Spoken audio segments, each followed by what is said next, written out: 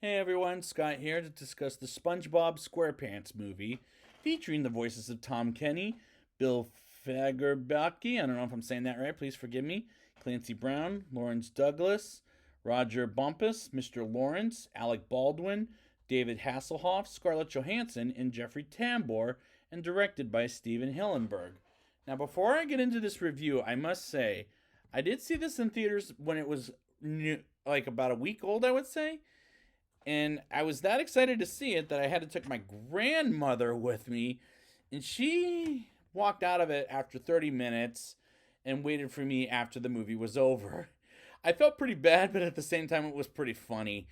But we'll see if it's annoying or if it's cute or what the story is. Let's get into it. We open with the pirate ships getting the tickets to the presentation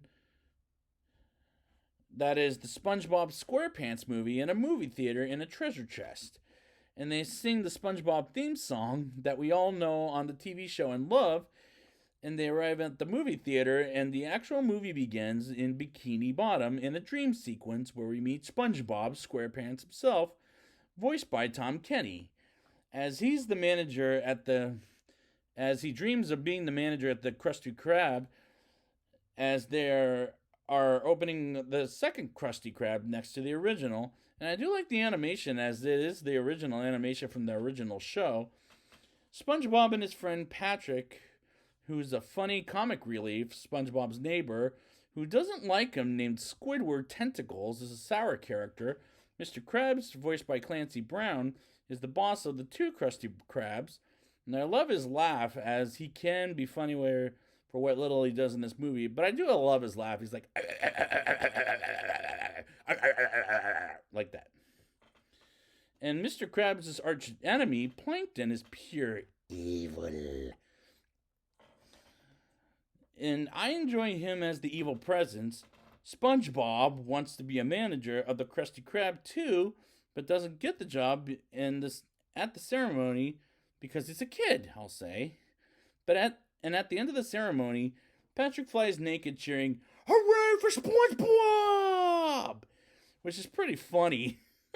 We get new characters like King Neptune, who was briefly introduced in the episode 2, but this time he's voiced by Jeffrey Tambor, who has a bald spot on his head, and his daughter, Princess Mindy, voiced by Scarlett Johansson, as she's more understanding than King Neptune when Plankton steals the crown. And I like these characters as it's funny and harmless for kids, particularly SpongeBob and Patrick getting sugar wasted.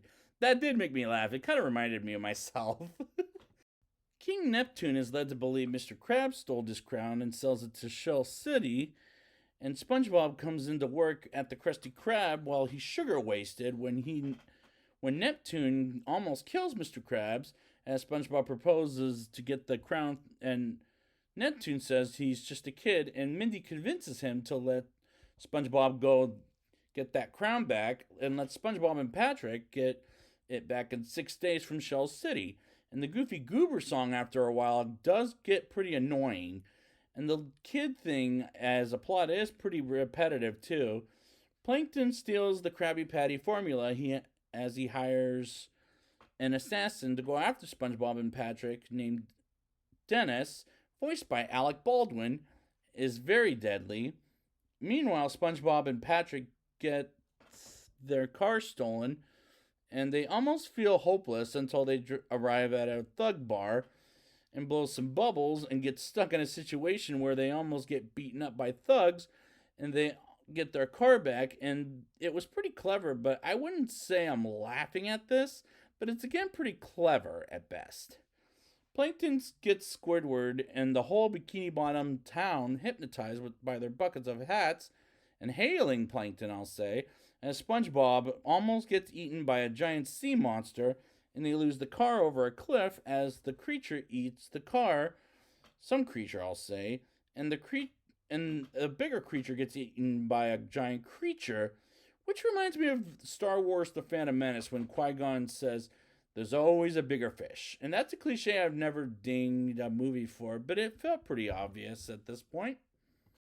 SpongeBob and Patrick are encountered by Mindy and they realize that they're just kids, and Mindy fakes turning them into men, which is a family film cliche, as well as and go to the creepy chopped off road and sing Now That We're Men. And the song is kind of amusing for kids to learn at an early age. Dennis encounters SpongeBob and Patrick as they're almost smashed by Dennis's boot with horns, as they also get encountered by a Cyclops monster underwater and takes them to the monster's gift shop. And I do like the scene at the gift shop before they get fried, excuse me. And after they're fried and realizes they're at Shell City and find King Neptune's crown and briefly pass out, and the pirates cry about it, and some miracle happens to a tear by SpongeBob, and Patrick fries the electricity and water pours down, and the other sea creatures come back to life and lose the bag of air to return home.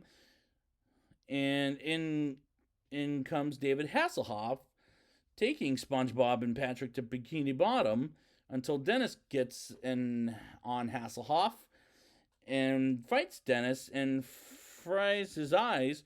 And Dennis gets knocked down, and Hasselhoff drops SpongeBob and Patrick to Bikini Bottom as Plankton watches King Neptune execute Mr. Krabs, as Mindy is stalling, and she is again and again until SpongeBob and Patrick return the crown and doesn't fry Mr. Krabs. And Plankton gives King Neptune out of one of his helmets and is almost attacked by SpongeBob. SpongeBob and Patrick until SpongeBob blows up the helmets by singing the Goofy Goober song and gets everyone off the Plankton spell. And Plankton is arrested and unfreezes Mr. Krabs as he gives SpongeBob the manager position of the Krusty Krab 2. And the climax is clever, but better than the Teen Titans Go to the Movies, in my opinion. After the credits, the pirates leave the movie theater after the movie is over, which is a TV show turned into a movie cliche, but it makes sense here better than Teen Titans Go, I'll say. Now it's time for the rating. I'll give this movie a 6.9 out of 10. The animation is good for the original show reasons, but the Goofy Goober song did get kind of on my nerves after a while. It is harmless for the kids, and the humor is clever, but at the end of the day, it's a better movie than Teen Titans Go to the Movies, and I did like the cameo by David Hasselhoff. So I'd like to thank you guys for joining me, and next time I will be back with the SpongeBob movie, Sponge Out of Water. And until next time, hooray for SpongeBob!